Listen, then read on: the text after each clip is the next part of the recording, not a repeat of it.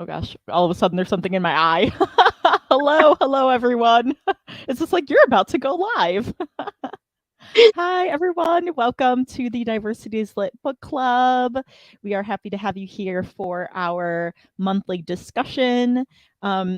This month, we are talking about our June Book of the Month pick, which was Blood Debts by Terry J. Benton-Walker. And this was also our pick for Pride Month as well. So that was fun. And we've got a couple other co-hosts that will be popping in a little bit later on screen and in the comments. So it's a little, we're like sending surprises your way this afternoon. But if you don't know me, my name is Holly. I'm a kidlit writer. I was saying that I was querying, but I now have a book deal that I know my YA fantasy debut, A Diamond Bright and Broken, will be out with Inimitable Books in April 2024, which is super exciting. I need to put that in my discussion. What's it called? Yeah, I got to put that down below. Yeah. But yeah, and then I am a reader of all genres, but pretty much mostly middle grade and YA, fantasy, contemporary thriller. And I think that's it. And I'm happy to be here as always. And then all of my lovely co-hosts are linked down below. And Alicia, lovely co-host / writer friend, is here to introduce herself. Hello, everyone. So I am here with full disclosure. I'm not done with the book yet. Sorry. Okay. I've been in such a reading slump lately, but this one is really good, what I've read so far. I mean, I'm not super far in, but I've enjoyed it pretty far. I'm like a little over 100 pages in. But I've been just really having a hard time reading lately. But traditionally, I read, all sorts of things, kind of genre of YA fantasy and poetry and some nonfiction. And I write in those same genres and currently unpublished, but so excited for Holly. I've just been so excited watching her on this part of her journey.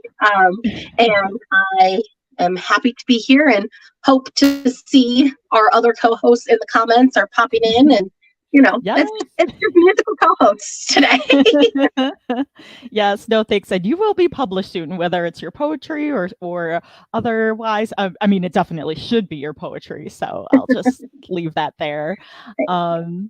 And Heather is our other co-host. She's popping into the comments. She's between mobile work shifts because she's making the cash money flow. So hey, Heather, thanks for joining in the comments. Appreciate it. I'm looking forward to hearing your thoughts.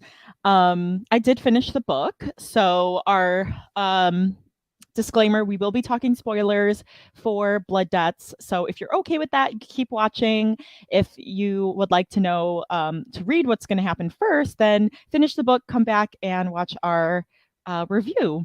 And then I will give our content warnings for Blood Debts, which is a little lengthy. They include racism, murder, lynching, gore, anxiety, depression, grief, homophobia, mentions of bullying, mentions of drug overdose, car accidents, death of parents, brief mention of sex trafficking, sexual assault, including the magical equivalent of drugging, mention of underage drug use, underage alcohol use, mention of cheating, brief child abuse scene, brief domestic violence scene. Yeah, so there's a lot. Yeah, there's quite a few. And up till about, 75% of that list, I've experienced some mentioning of those in the first 125 pages. So just be aware, right? But I think that Harry did a good job because wasn't there a note from the author in the beginning? Author's note. Yeah, there's a really nice author's note. Well, not nice, but an important author's note that kind of talks about that. So know what you're getting into, but it's worth it. Yes, exactly. Every so far, right? Yeah, like. Oh, hi, and Janine. Janine read Hi. this. She listened to it a few months ago, so my thoughts might be a bit meh. That's okay. Things might come to you. And I'm always forgetting. I'm like, oh yeah, that one character. What's their name? Like, I'm bad with names. And then thanks for that. The content warning, also a consensual sex scene in chapter 28. So thank you for adding that. There's always new ones. Like, even though that list was so long, there's always other ones. So, but did I say everything? I feel like I'm like missing something. I think that's just because it's only us on screen right now. So like I feel like usually by this point we're like, oh, we're introducing people, you know. But I will say that I liked that the like endorsement on the front was from Chloe Gong, which we all know wrote These Violent Delights and Our Violent Ends. And I've not finished Our Violent Ends. It came out while I've been in my slump, so I haven't even touched it yet. It's on the radar, but I haven't even touched it because I liked it so much that I wasn't. Wait, no, I did. No, was it Foul Lady Fortune you didn't finish? It was Foul Lady Fortune. Yeah, I didn't finish Foul Lady Fortune, but I was gonna say no, I did finish Our Violent Ends. Like These Violent Delights and Our Violent Ends. I finished Our Violent Ends. I loved that. Yeah. But I haven't done Foul Lady Fortune, finished it. So, yes, but yes, like so many other books I have. And then I wanted to read, there's also, just as an aside, there's Last Violent Call, which I think is a novella. So yeah. Oh, hi Zuko. Are you my black cat that will help me with the moon magic?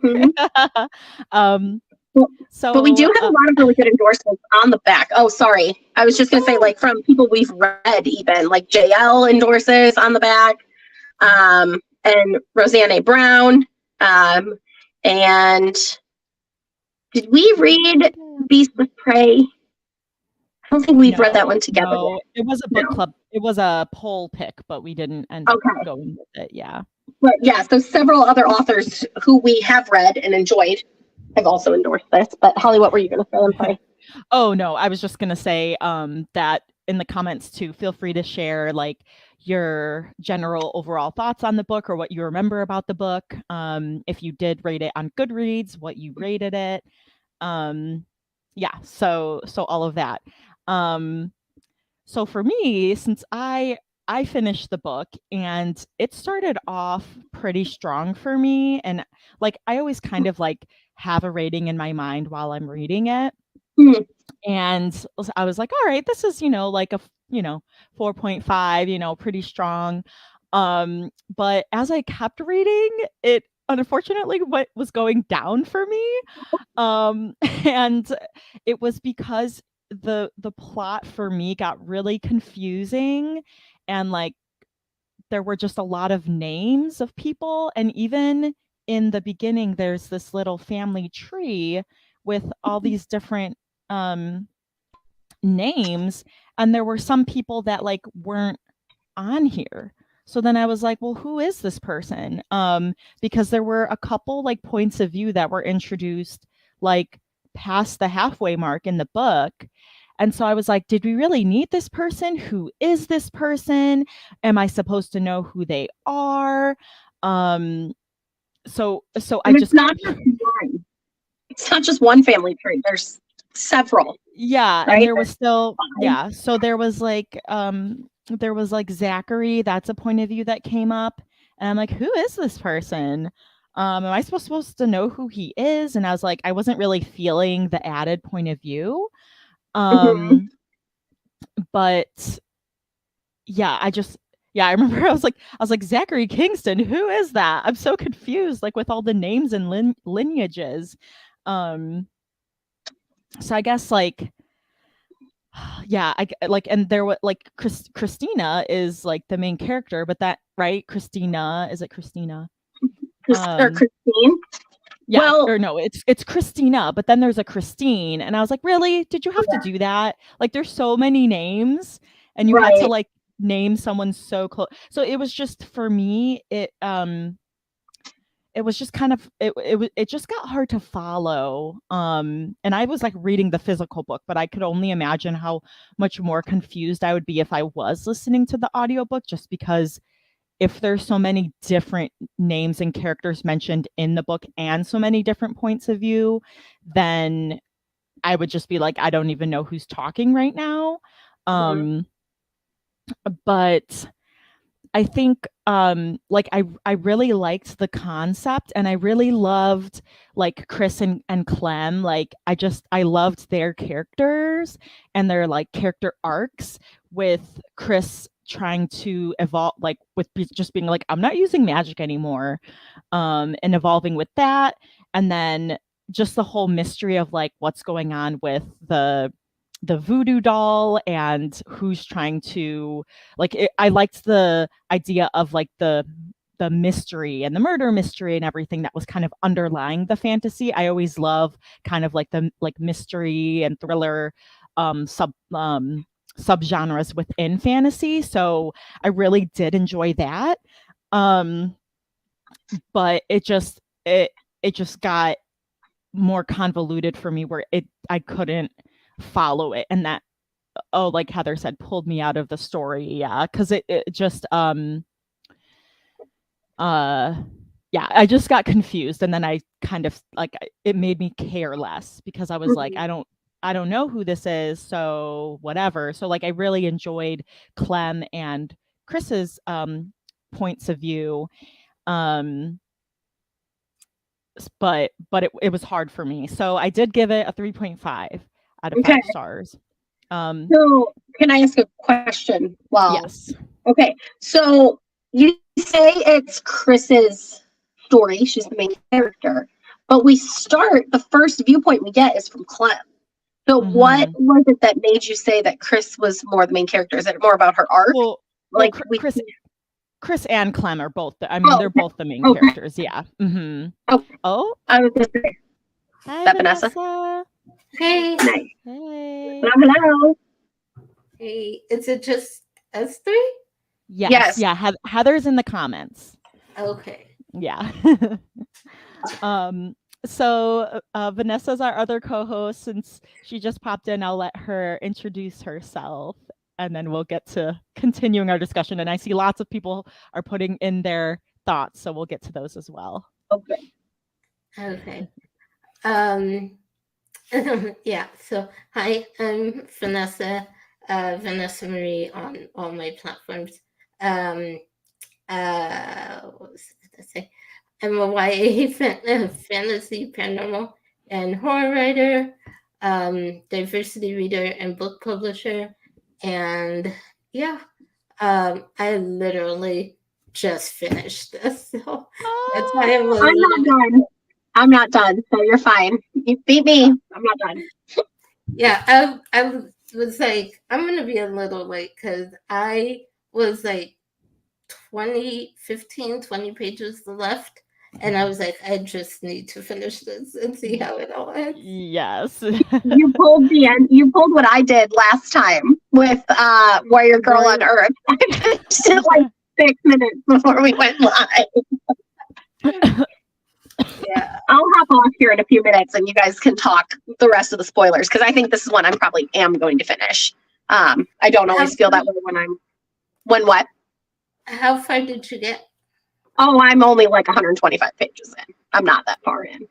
Okay. Sorry. Things are starting to pick up, but I'm not that far in. And I don't always feel that way. Like I'm gonna finish after the discussion, but this one I think I probably will. So yeah. There's a lot with this one. I was like, I wish I started it earlier, sooner, because I'm sitting here like marking a lot of stuff, taking a lot of notes, and I'm just like, I should have started this a lot sooner. I read most of it yesterday and finished it today.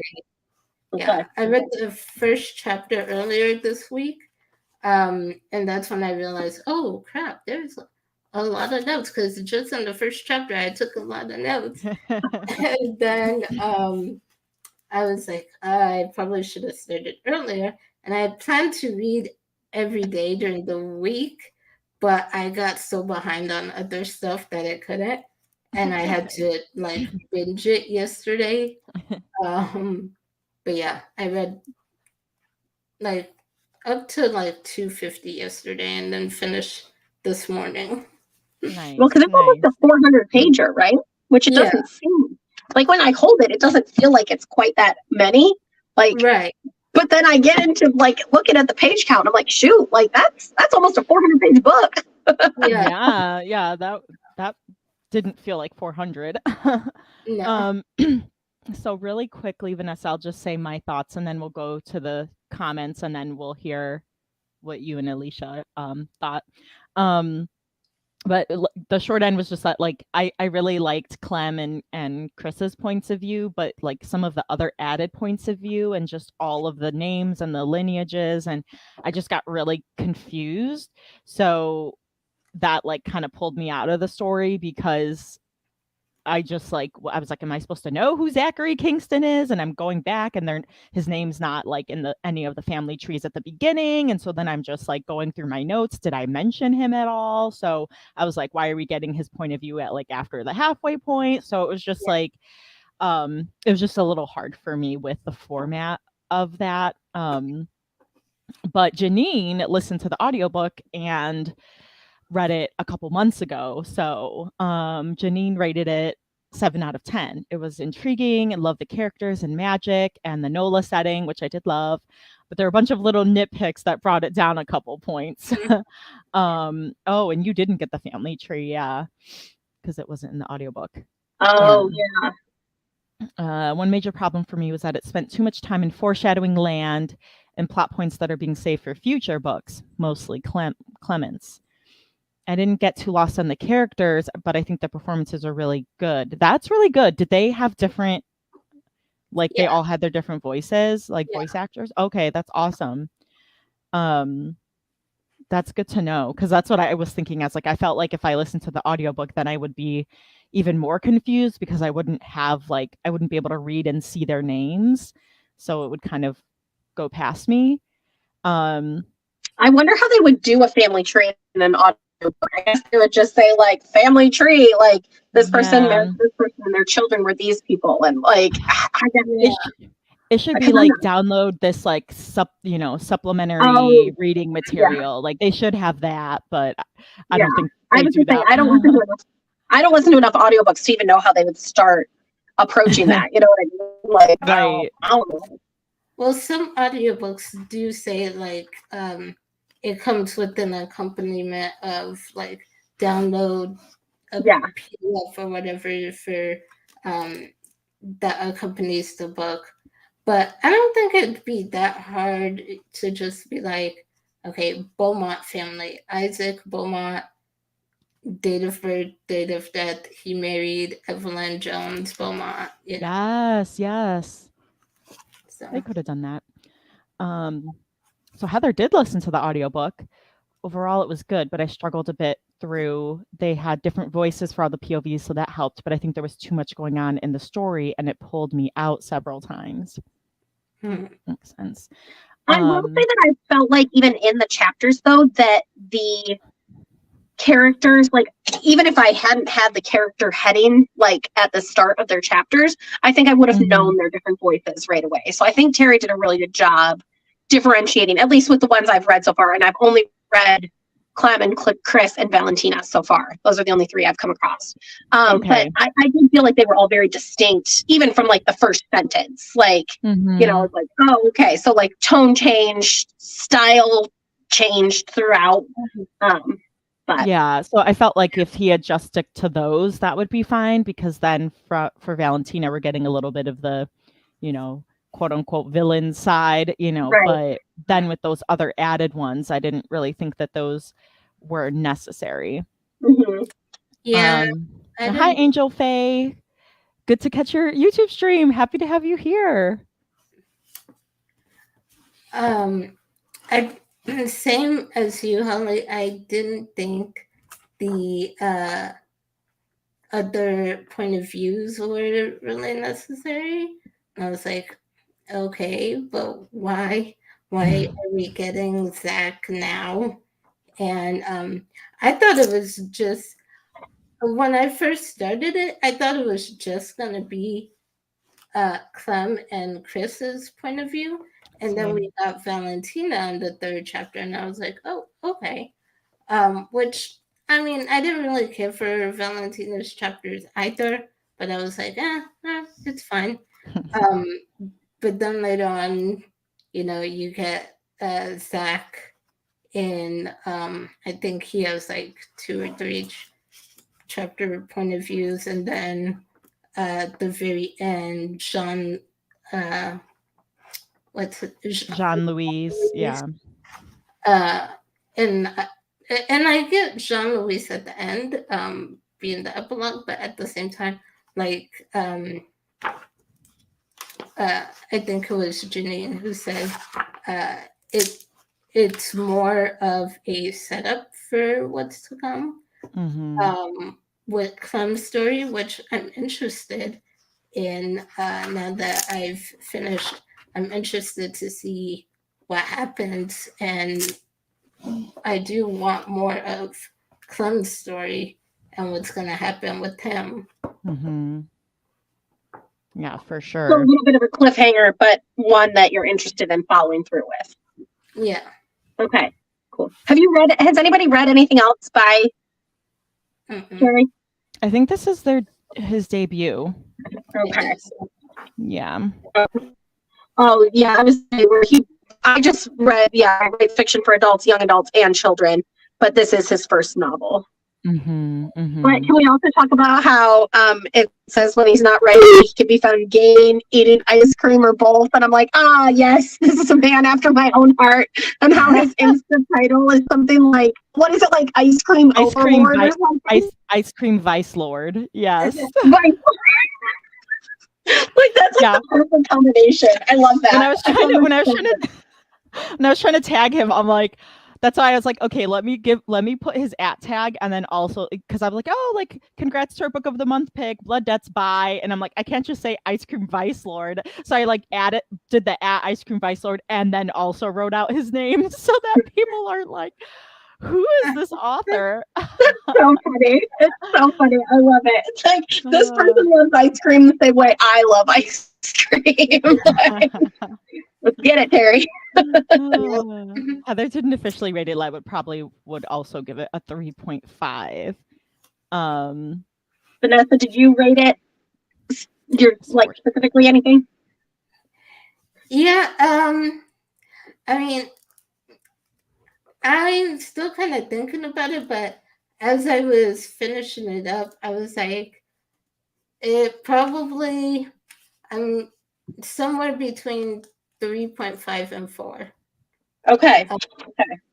I was going to say, I did think something that I did find myself enjoying so far.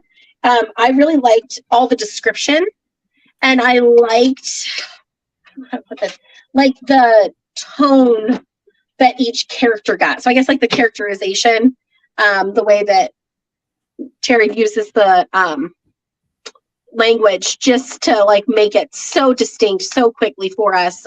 But just some of these descriptions, I felt like it created like a really kind of moody, eerie vibe, and I liked that. Which I mean suits the story. I feel like that suits the story so far that I know, and I think it kind of also suits the New Orleans vibe, right? But like, I like that kind of like undercurrent of like, woo. Yeah. So the funny thing is, when I started this and I read the newsletter and before the first chapter, the one where they are talking about the massacre from 30 years ago, and I read that and I was like, ooh, this sounds like this is the story of like the aftermath of what happens in my story. Mm. I saw a few similarities with Terry's story and mine, and I was like, "Oh, this is interesting." Would you That's potentially use this as a comp title, Vanessa? Then? Hmm? Maybe. Oh, look at the wheels starting to turn about that. Oh. Yeah, because like the whole you know, power imbalance, a warring between families and stuff, and ending up with the massacre, and then this is what's going on, resulting from that. And my story is like similar but different because it's not just warring which families. It's I have a whole bunch of different supernatural creatures in my story.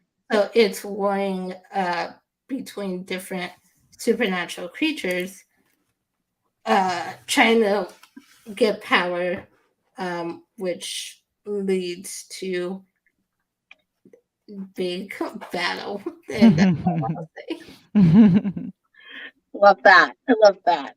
I did like getting to see some of the like different like aspects of the supernatural. Like I'm just kind of starting to touch on some of those, like outside of like the magic, but like Clem's dream. I'm gonna put it loosely because I do not believe it was actually a dream. I believe he probably went to a different realm. If I had to suspect, which I'm good at suspecting, different realm or something. So dream after the accident. Like getting to see some of those like different types of magical beings, because I don't also believe that creature is probably the right word there.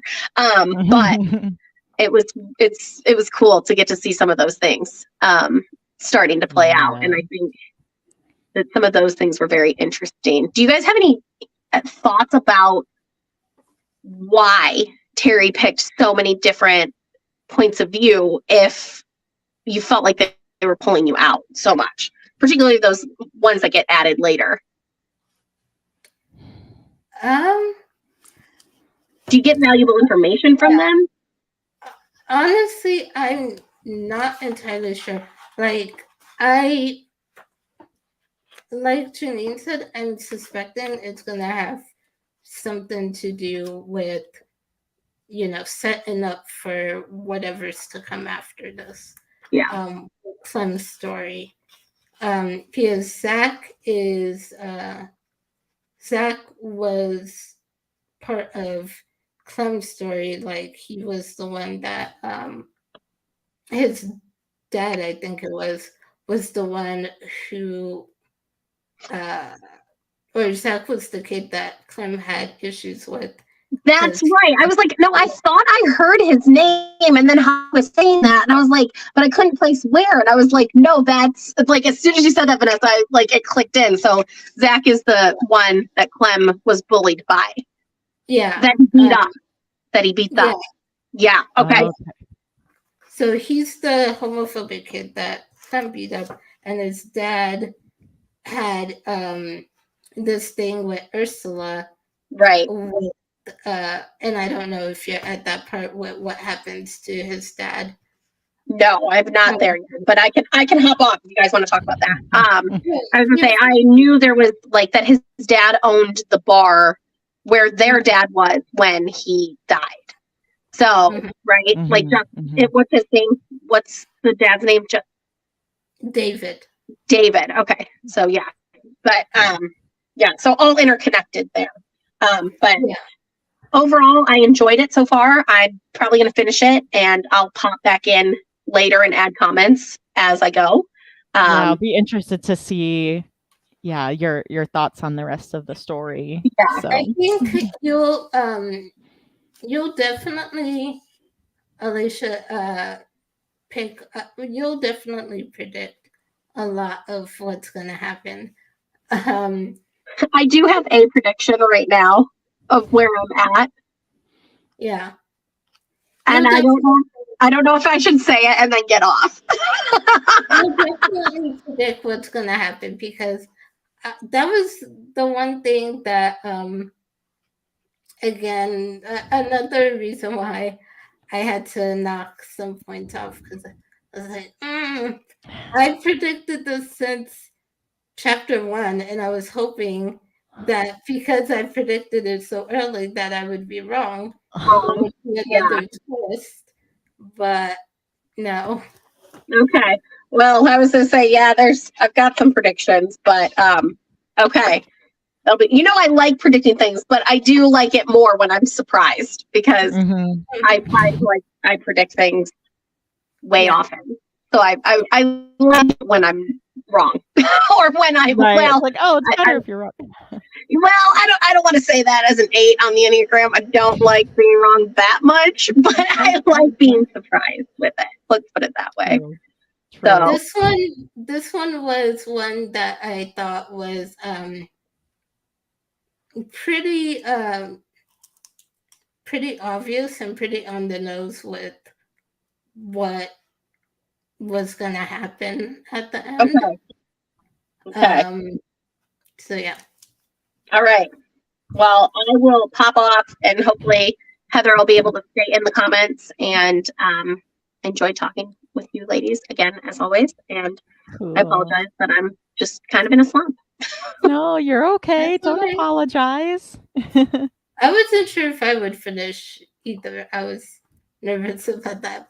What point did you get to before I leave? What was like the super pickup point for you? Like page wise? Give me an estimate. For me, it's hard to say because I was interested in the beginning. Like the first chapter really pulled me in, and I was interested in the first few chapters. And then it kind of slugged off, and I was like, and then it picks up again. Okay. And then it slugs off again, and then it picks up again. Oh, so it's really like a kind of roller coaster. Yeah. Okay. All right. Well, I'll probably finish it this week. I've got a pretty light week between work stuff and the amount that I'm normally working. There's some vacation happening, and then I go on my own vacation, working vacation next week. So nice. I imagine I'm gonna if I get a chance to pull myself out of this slump, I think it's gonna be this week because I have a lot of unaccounted for time where I can do some reading, and there's the library reading challenge going on right now. So I'm like, I gotta get some prize tickets. That'll be good. Yes. All right, ladies. I think once you get to the part where there's another character that gets introduced. Okay. I think once you get to that part, because after that, that's when it starts, they start revealing everything after that point. Got it. It picks up real quick after that. Okay. Yeah. Okay. All right. Well, I will look for it and enjoy. And good to chat with you in the comments. And Teresa, we hope you're enjoying your adventure. And as always, ladies, it's good to see you. And good to see you. I will hopefully I was going to say, I put in for my hold at the library for Luis Ortega. So, Luis. Nice. So good. Okay. That's the one that you wanted us all to talk about, right? Yeah. Okay. All right. So maybe that'll be one of my plain books. Ooh, that'll be good. Yeah, fast read. And that one's a short one too. So. Oh, okay. Good. Yeah. I've got a bunch of time coming up on a beach here where I'll be reading lately. So hopefully. Hopefully. Good stuff. All right. Bye, ladies. Enjoy. Bye. More spoilers. Bye. Bye. Bye. Maybe if I can leave. Happy reading.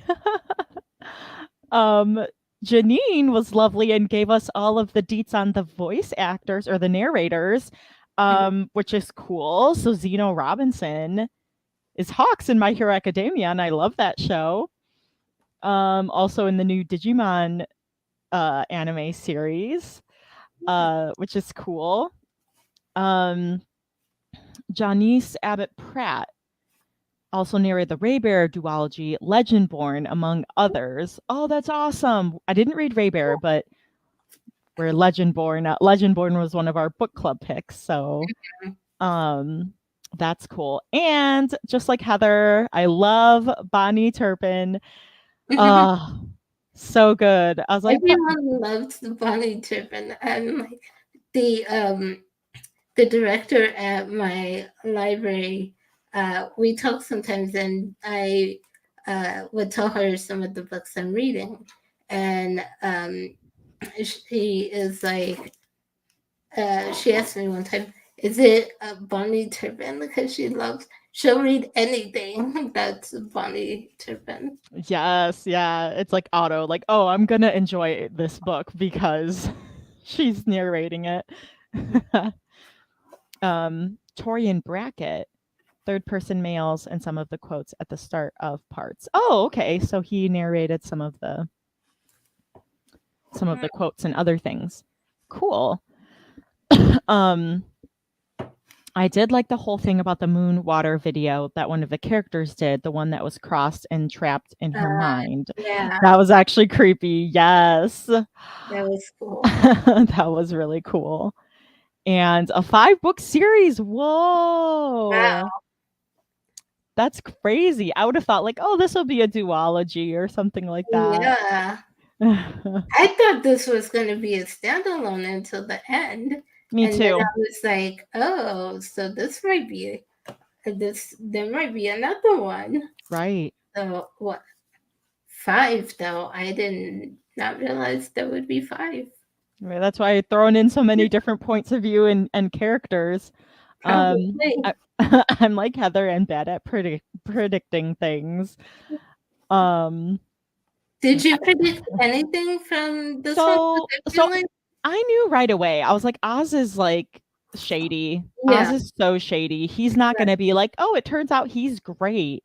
And then he just like ended up being worse and worse and worse. Like, messing up the spell and, it backfiring and just like him being a jerk and trying to get Chris back. And it's just like, I like knew and with I liked that like Clem was so protective of her, but then it brought about that like brother sister banter, like, oh, you're a jerk, and oh, who's coming out of your room, and this and that. So it was like it seemed very realistic with their twinship. Yeah. But so there was that, and then so that was the other thing that I was a little bit that I was not bothered by, but like I wish it was done differently because okay, like we knew, all right. So there was a little bit of the mystery of like, did Chris really kill her dad? With the I forget what it was called, the oh my gosh, with her spell, like the revenge thing. Mm-hmm. I can't remember what it was, but like, did she really kill her? Scale of justice. What'd you say? The scale of justice. Yes, the scales of justice. Yes. I think Janine, see, like you listened to this so long ago. I read this like every day, almost every day for a month, and I'm like, whatever that thing was. So, and so like I was like, okay, maybe she did kill her dad, but then with all the mystery of like, hold on, like Lenora really didn't like get the throne. No. Like she's behind something. Like they didn't kill Aurora and Alexis, like she was blamed for Alexis Lancaster's murder. That wasn't true. So it was just kind of hard because like as they were uncovering, yes, that is the truth, and diving into it, like we already knew, like, yeah, that's the truth. Like, so when they had their notes of like Alexis Lancaster, like, was she really my Alexa started saying, "I don't know that," because she thought I was talking to her.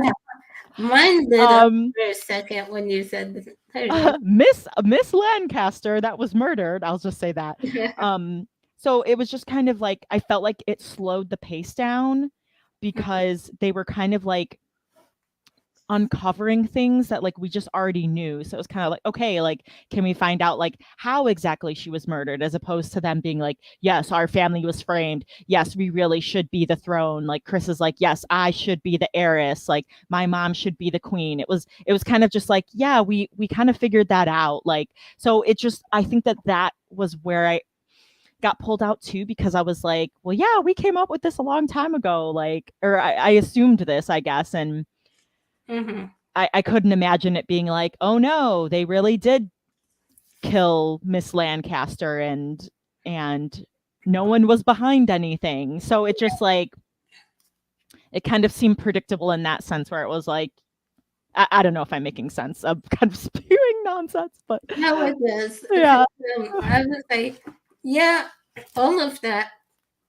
You know, Oz and Dr. Thomas not being good, and them being involved in everything, and Lenora killing Alexis and blaming it on Chris's grandma.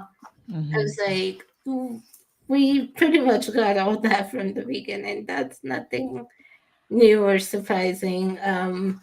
The reveal. So the only thing I think there was only maybe two things that that surprised me that I didn't see, which was Eve's dying. That I did not see, and I was so sad and heartbroken for Clem that happened. So yeah. Yeah, I was sad about that too, because I liked their kind of their relationship. So him dying was one I didn't see, and then just Aurora's character coming into this, and her role, I did not see that either. But everything else, I'm like, that's what I expected. Yeah, I guess that was like, oh, she's being crossed into silence. She's like really at the assisted living facility. Like that was interesting and like unpredictable. So yeah, so I think that and Eve's dying was the only like real surprise for me. I didn't even realize that there were some points of view in third and some in first. I was just reading it as it went along. So oh yeah. I figured it was going to be a series from the start, but didn't expect 5. The Sound of The Sound of Stars and a bunch of other books do the first person, third person split. Yeah. And that's like I was just talking about this book yesterday. Ash Lords by Scott Rankin has I think it has all 3. It has first, second, and third person POV, which is really cool because I've never read a book where it's like and I was like, "Whoa, wow, this is innovative." I think what was it? N.K. Jemison's book. I forget the name of the first one now. It's a trilogy, I believe. Broken Earth. Yeah, I think it's the Broken Earth trilogy. I forget the name, but that one has second person. And I think, I don't remember if it has third or first. But I know it does have second person. because that one was the first one that I read. The 5th season, yes. Oh, okay. Yeah. That was the first book I read that was done in that had second person point of view as well, which took me a while to get into because I was like, this is weird.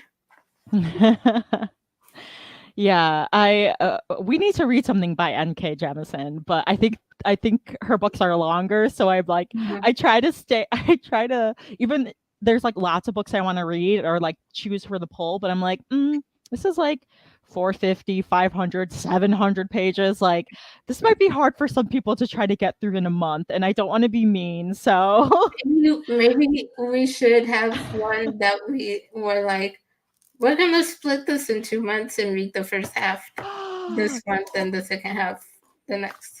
Ooh, I love that idea. Yeah. That's a good way to get to read a tomb, you know?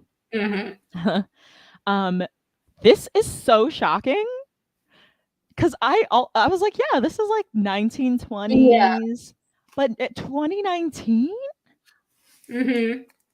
Is that do they say that anywhere in the story? I can't remember if it says it in the story. Oh, well, here they were born in 2003. Yeah. They by the timeline, it's 2019. I can't remember if the exact year comes up in the story. Oh. But they also said it was it happened in 1989 and it was 30 years ago. So okay. Yeah. I guess like because for me, like reading it didn't feel like it was in 2019. Yeah. And it's like, that was 4 years ago. That was like I mean, it did feel more of like an urban fantasy. Definitely didn't feel like a historical fantasy. But and it does say that in Goodreads. I saw one of the reviews was like, I'm only rating this a 2 out of 5 because I thought it was historical. And it was like, if you just look at all the genres underneath the book on this Goodreads page, it says, urban fantasy or something. So, or even if you just read the newsletter right in the intro before the first chapter, right? It says it happened 30 years ago in 1989. Yeah. So. That's so funny. Janine, you were on all of like the numbers and stuff. I love it. 16 hours for the 5th season. Okay, that's not bad. Yeah, that's not bad at all. So, okay, the one thing I didn't predict and that I did really like, though, was at the end and all of like the necromancy and the undead all killing Lenora was like, yeah, I'm here for this. Just like I just picture all of them just like coming on her. So definitely didn't think that's how she was gonna go. But I feel like it was a cool visual. Yeah, it was. And I especially loved the fact that Papa Eshu came out and was like, yes, I'm supporting Marie for the throne, and you see like Lenora at that point is basically like, oh shit. Like I'm letting her collect the blood that she's owed, and I'm like, yes, when the blood debt title when that came up, I was like, yes. Yeah. This is about 14 and a half hours. That's also pretty manageable. Cool. So one of the things I was thinking was like, throughout the whole story, I was like, it's obvious to me that Chris was not responsible for her dad's death. Yep. And, in the beginning, I can get why she thought she was and she blamed herself. But once she found out everything that was going on and how, especially her dad's letter and how someone was, following him and trying to kill him. At that point, I'm like, why do you still think you had something to do with it? You did not have anything to do with it. Right. You are not as bad as Valentina and her family. So I don't know. I was just like a little annoyed. She kept blaming herself until Papa Esha confirmed for her that she indeed was not responsible. And I'm like, well, duh. Right. And that was where my frustration was, because I was like, they keep having these revelations that we came to like ages ago. I mean, like, so it wasn't anything big for us. It was just like, finally, can we move on? Yeah. But when and that was the other thing that I was like, which is why I had to knock a couple points off, because like you said, we figured out a lot of this early on, and so I was hoping that there would be something about this that takes us by surprise. Like there would be a twist, and maybe there was someone else behind everything, controlling Lenora and them or whatever. And also the curse, the hex on the mom.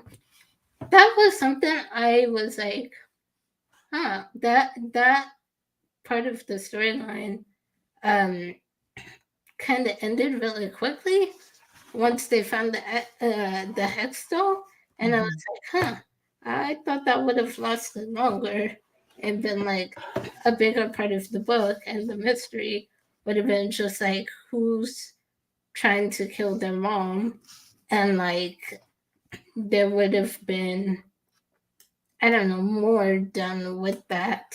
I did write down in my notes, I was like, it would have been interesting if someone had put a curse on the mom so that whenever Clem was trying to use magic to heal her and stuff, and so if they had put a curse so that whenever anyone tried to heal her with magic, it would make her worse instead. And so it ends up being that her kids were actually making her worse and killing her. Oh, like that might be evil, but it's a genius revenge idea. Yeah. Oh, savage, Vanessa. You're savage. I mean, that's where I would have gone with it. Yeah. But, yeah. I think just having a little bit more unpredictability in those terms. Yeah, or at the very least, if it was going to be what it turned out to be, then at the very least I would have liked the hint to be more subtle. Yes. So that we didn't get it. Like it was pretty obvious right off the bat with what they were saying, who was behind everything and what was going to happen. So if it was even just more subtle, and like I really wanted I wanted him to make us like really question whether or not Oz was trustworthy. Because we get Clem's point of view first, and from his point of view, obviously he doesn't like Oz, so obviously we're already a little suspicious after his chapter.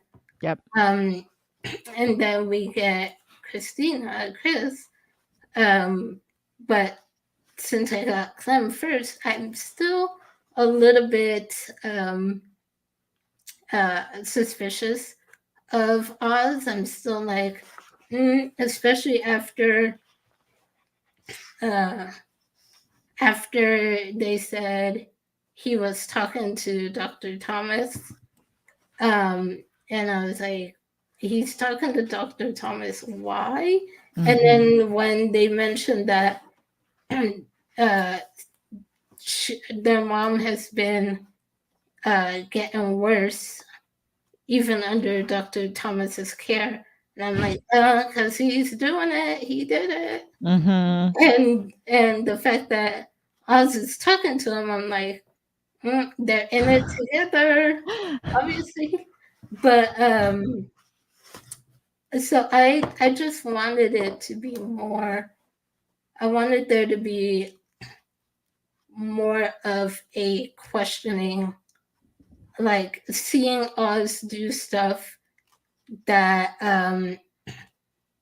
was genuine and caring, and then having this question, okay, so he just did this to help them, maybe he's not on the bad side, like, yeah, to kind of make you question, not have it be as predictable. So I totally agree. That's cool, Janine. I didn't know you were a NOLA native.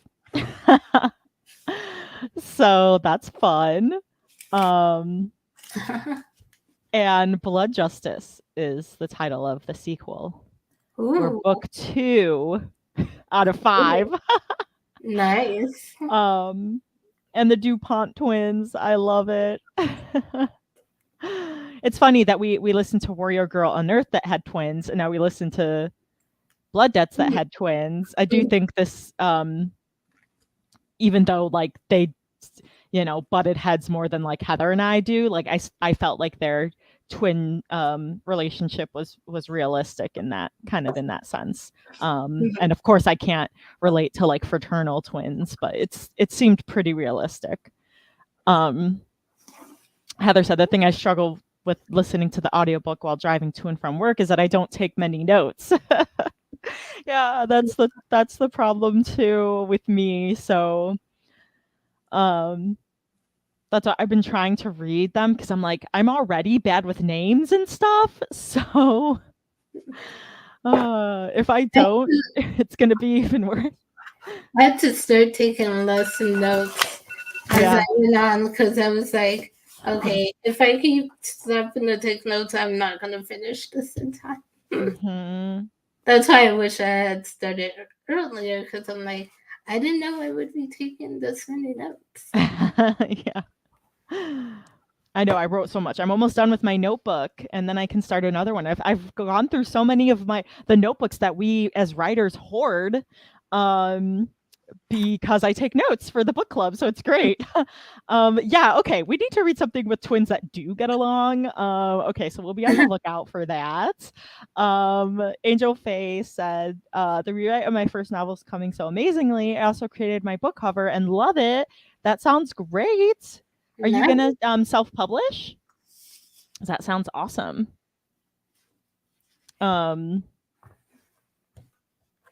Yeah, I think, oh gosh, we're almost on the hour. This hour flew by. I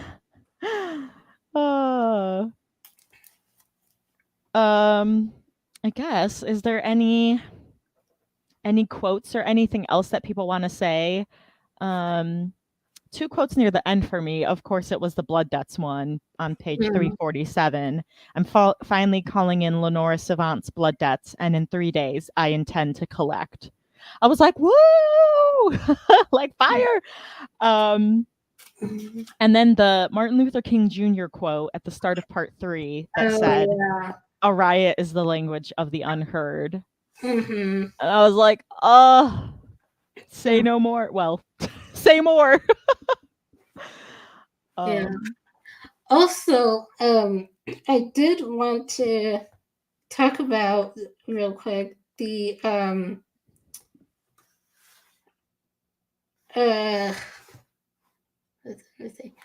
Oz, what he did to Chris with the love spell. Yes. I forgot. I was like, there was something there was something that he did. It wasn't that they had sex. So then I was like trying to remember. The love spell. And just like how he, after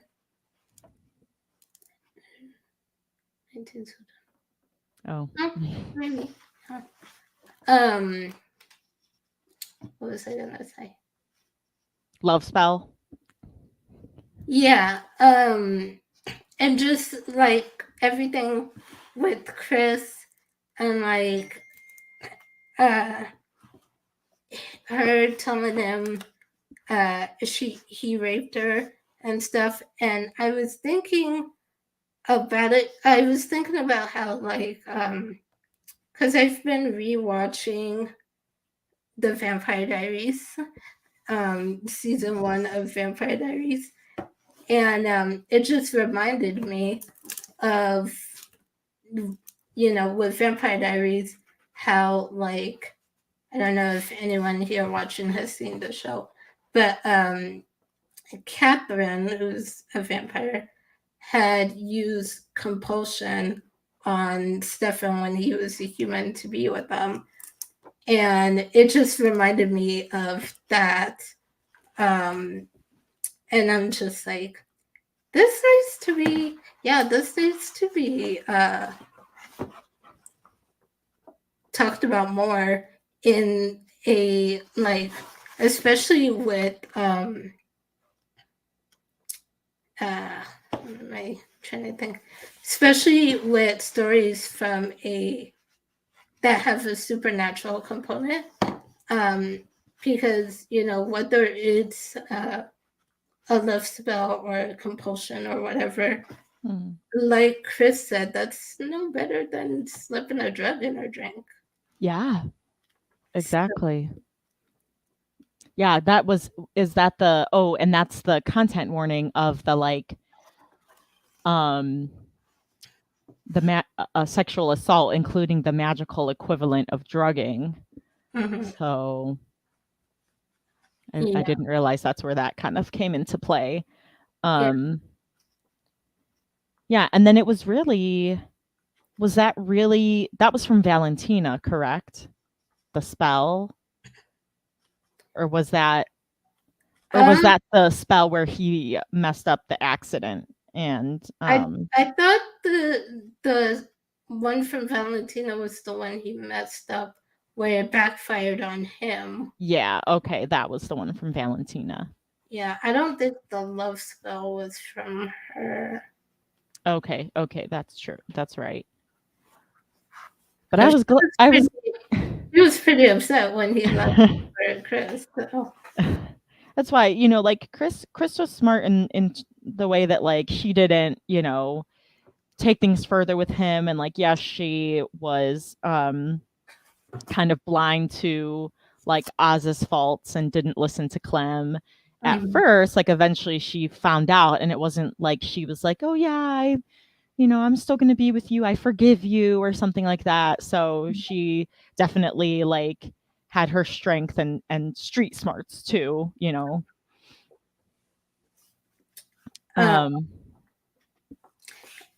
But I was gonna say the antagonists in here, all of the antagonists or villains, however you want to say it, I think that's where I would have liked to see more complexity and nuance and development with them. Because I felt like everyone in here, I like morally gray characters. I like characters where you're like, you're still bad. I still shouldn't trust you, don't like you, but you know, you have moments where I'm like, okay, you may not be so terrible. So I like morally gray characters, but I feel like everyone in here was very black and white. You know who was good, you know who was bad, and there was no really gray or in between. And that's not how life is. So that's actually a really good point. I like how Christina just noped him out of her life. I love that. And Yeah. when Clem was looking at her like, how could you just let him die? I was looking at Clem like, why wouldn't she? I do the same thing. Like, I'm not gonna shed any tears over him. Let his ass die. Right. Like, you do something stupid, expect stupid consequences.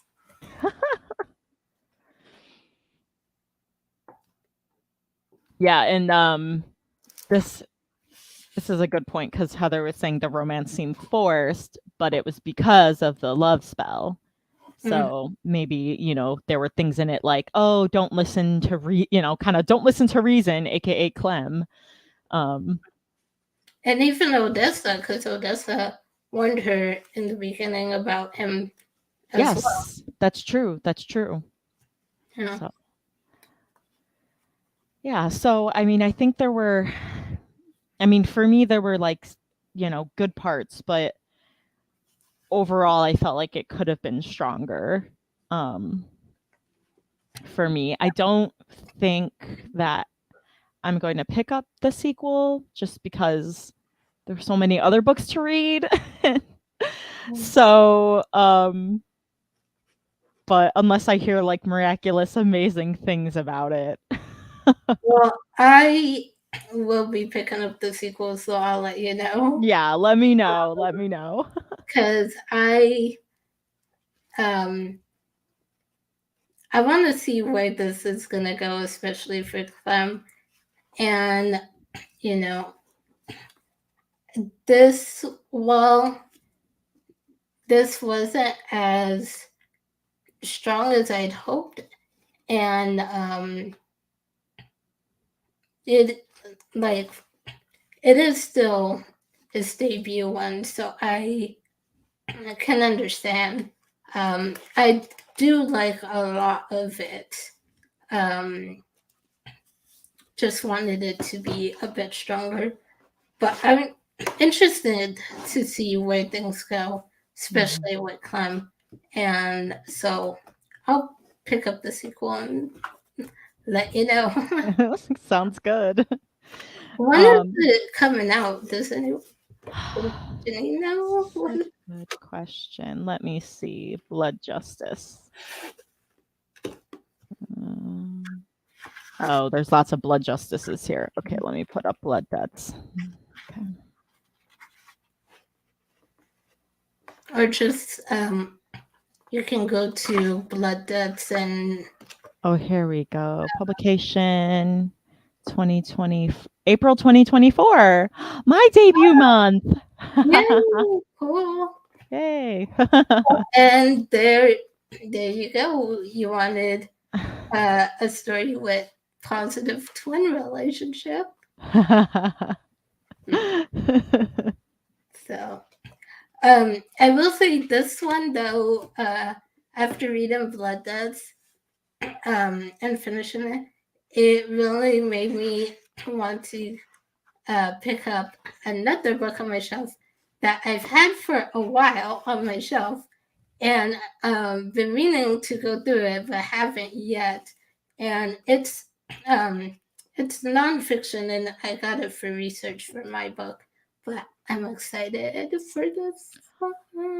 Whoa, the New Orleans Voodoo Handbook. That sounds really good. So I'm like, I need to get into it. I skimmed it a bit when I first got it, but I haven't really dived into it much yet. So yeah. Well, let me know if that's good. Now, Vanessa has already read our July Book of the Month pick, which is our Disability Pride Month book, which is the Luis Ortega Survival Club by Sonora Reyes.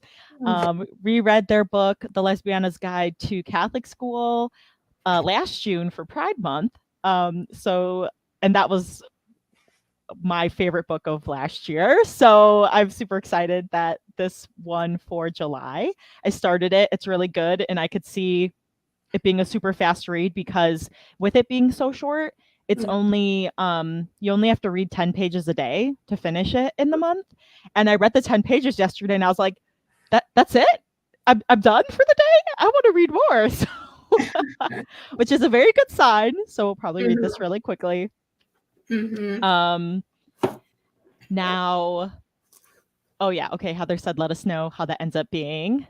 Are we still taking suggestions for August? August, yes. I don't put up the poll until mid-July, like the middle of the month for the following month. So around the 15th, I'll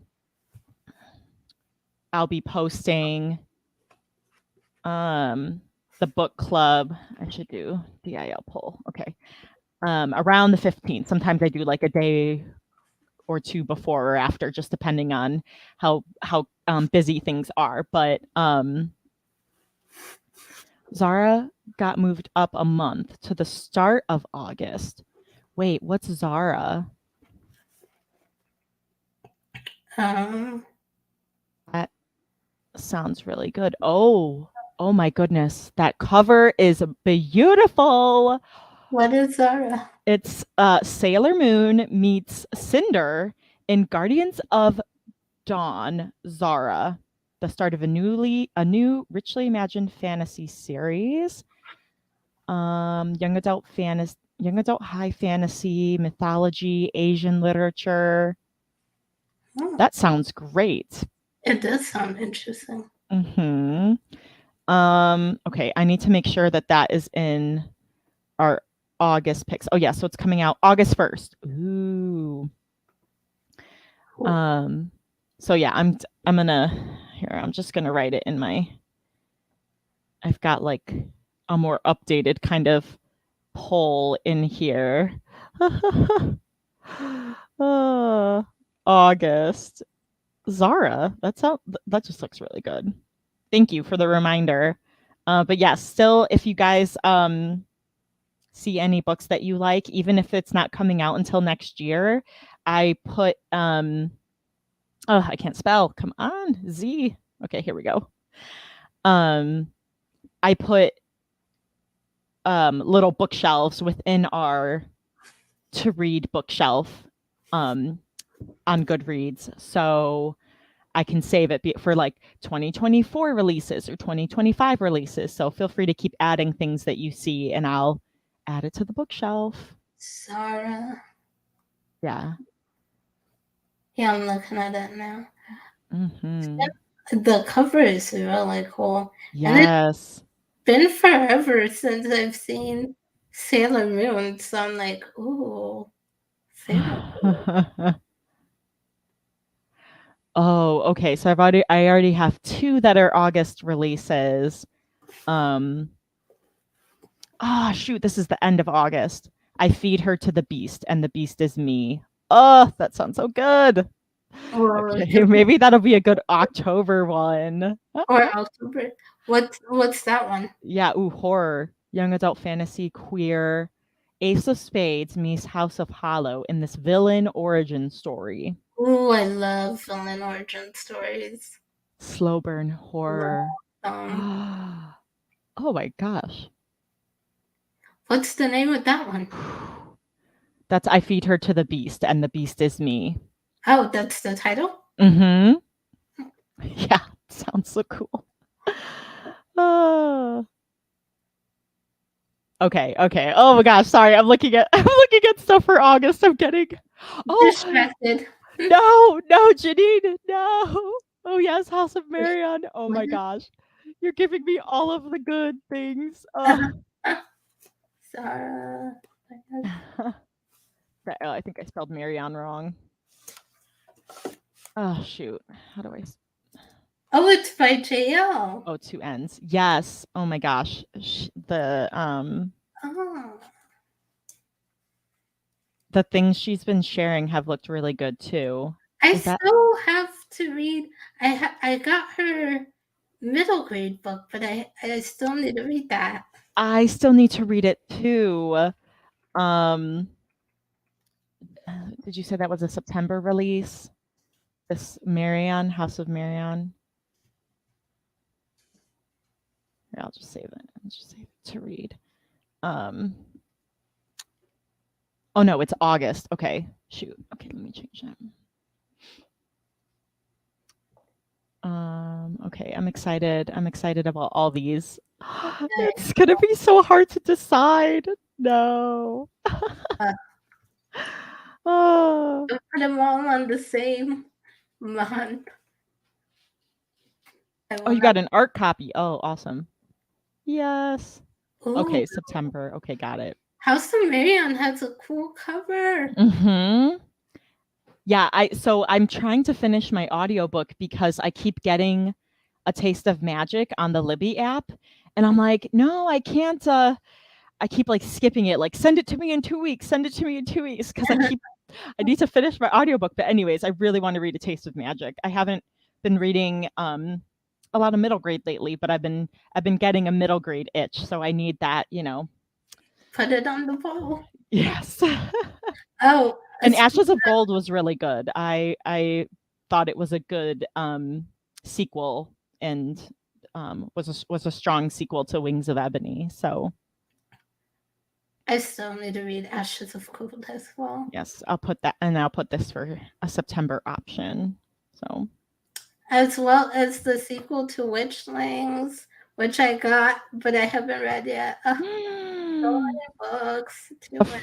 The Frog Games, right? The Golden Frog Games. Yeah. Yes. Too many books.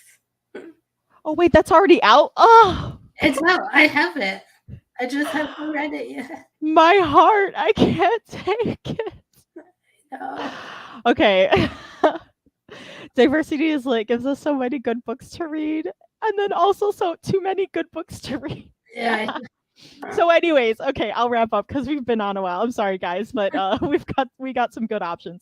Please catch us early August for our Luis Ortega Survival Club book pick. And then keep looking in the forums on Goodreads. We are going to try to migrate both to Goodreads and Discord for people who want to chat on Discord and it's easier for them versus, yes, ETA on the Discord server. Yes, both that will be, I'm working on that. Announcements on that will be soon, as well as our 3-year anniversary party, which it's already our anniversary. So we've been around for 3 years, but we need to celebrate, which might be in like August or September, just because I want to be able to get everyone together. So I'm flexible with it because I'd rather have everyone together. So anyways, be on the lookout for that. Yes, more indie reads. Thank you, Janine. I need to read it yesterday. I know. Well, happy reading, guys. I'll let you go so you could read. And thanks for joining us, and we will catch you next month. Bye. Bye.